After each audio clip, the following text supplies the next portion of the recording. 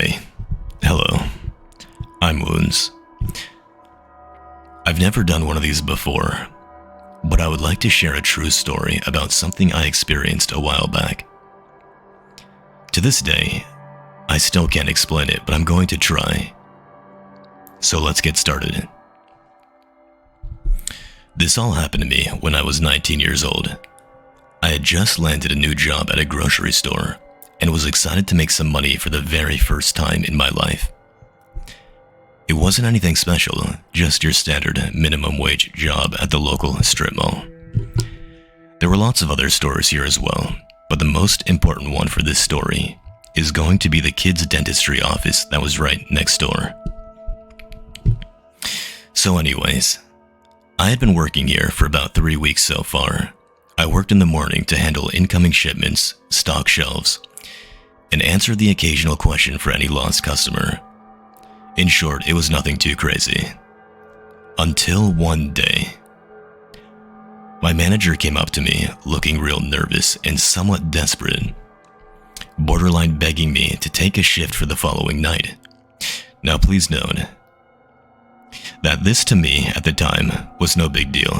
Obviously, a broke college student like myself was fine with it as long as I got paid. So I accepted it, but little did I know what was about to transpire that following night. I woke up the following morning, got out of bed, and went about my day, eventually hopping in my car for what was most likely another boring shift at work. But as I was on the road, I started to think to myself, why am I even scheduled to work at this hour? All of the deliveries we get are early in the morning, so there shouldn't really be anything for me to do during my shift tonight, which was from 5 p.m. to 9 p.m., the closing shift. But before I could get too deep in my thoughts, I arrived at the strip mall ready for my first closing shift. As I mentioned earlier, next to the grocery store is a kids' dentistry office. A Disney-themed kids' dentistry office. Which, to be fair, from a kid's perspective is absolutely magical. They had people in costumes running around. They had Disney movies playing on repeat. And of course, don't forget the cheery music that was on from opening to closing every single day. Trust me, I've never been in that building before, but speaking from someone who heard those cursed theme songs leaking through the walls every single day, I promise you, it was anything but magical. But anyway, I digress. I walked through the automatic doors of my workplace, and much to my surprise, I noticed I was one of 3 employees on shift, the other 2 being cashiers who I've never seen them before. And I've never really talked to them either, because there was kind of like a language barrier, so I really didn't bother.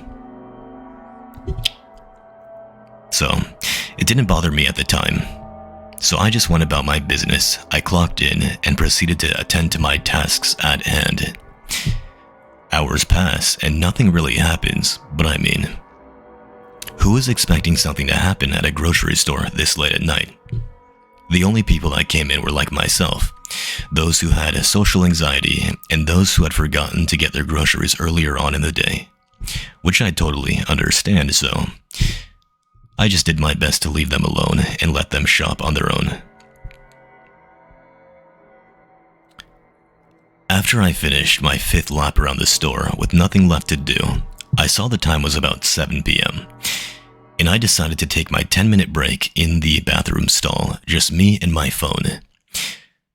Which may have gone a little bit longer than 10 minutes because when I went back outside, it was already 8:30 p.m. But hey, we've all been there before, so don't be too hard on me.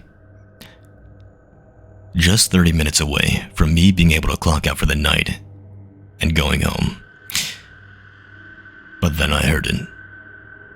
I heard the sound of the automatic doors opening. As I peeked my head around the aisle to see the face of the perpetrator who wanted to make my job oh so much harder, I felt a chill run down my spine. There, standing in the entrance of the store was Goofy. Yes, Goofy, as in Mickey Mouse's friend, Goofy. Which wouldn't have been entirely crazy, seeing as sometimes our neighboring employees like to come in and shop.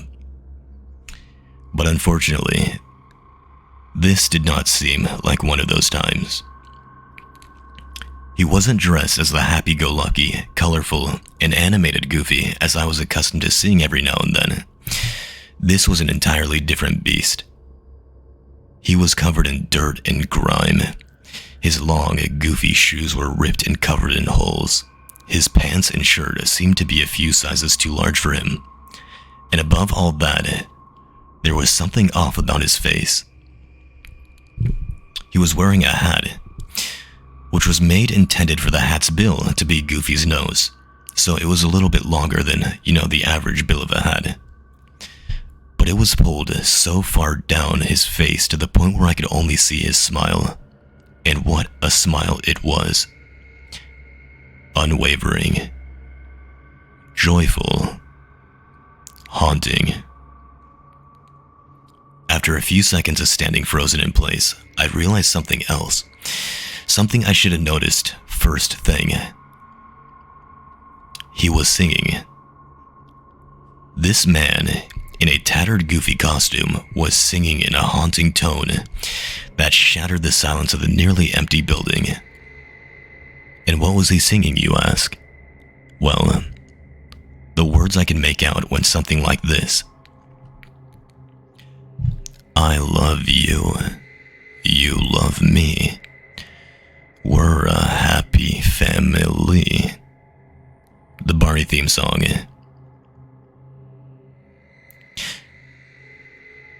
After getting a good look at him, I ducked behind the shelf to look for my other employees, but they were nowhere to be found.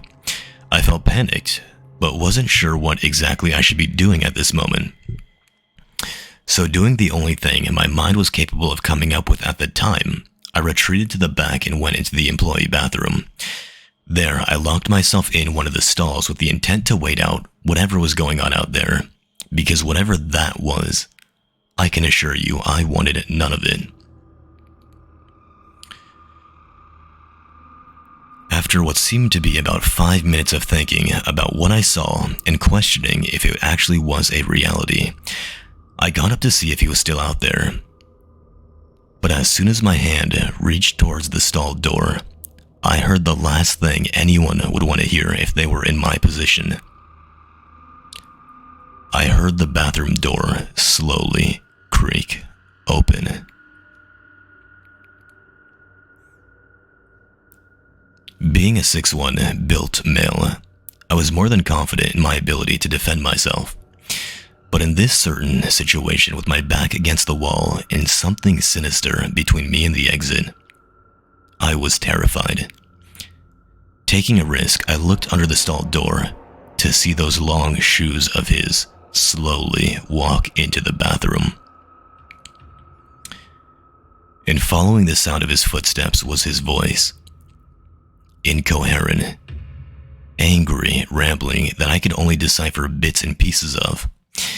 And the bits and pieces I did understand, I really wish I hadn't. It made my blood run cold and went something like this. I love you. You love me. I can't wait to see you bleed. The only thing I could do was sit there and pray he didn't notice the one locked stall at the very far end of the bathroom. Seconds turned into minutes, and minutes turned into hours. I don't know how long exactly I was stuck in that bathroom, but I can assure you it felt like a lifetime. Bang, bang, bang. The sound of stall doors being kicked and the sound of mirrors being shattered finally came to a close. The singing stopped, the bathroom door opened and was followed by a slam.